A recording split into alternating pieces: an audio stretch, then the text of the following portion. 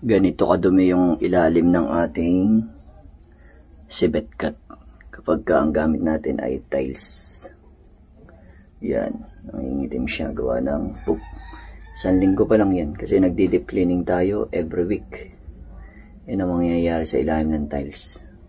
Pero madali namang linisin, ibababad lang. Yan o. Di-deep cleaning natin yan ngayon. Yan ang ilalim.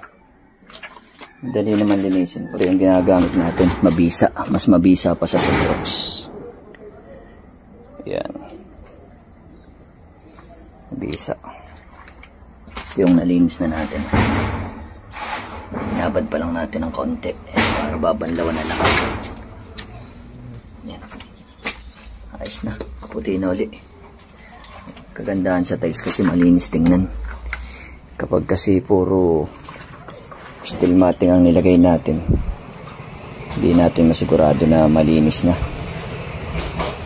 At least kung naka-tiles ang gamit natin, kita natin yung dumi. Ang lilinisin lang natin ay ang harapan ng steel matting. Yan. Binabad natin yun.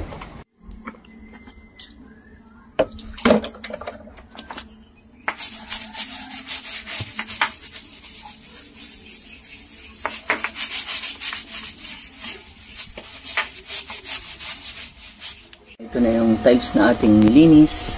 Tahan nyo naman. Puti na lang yan.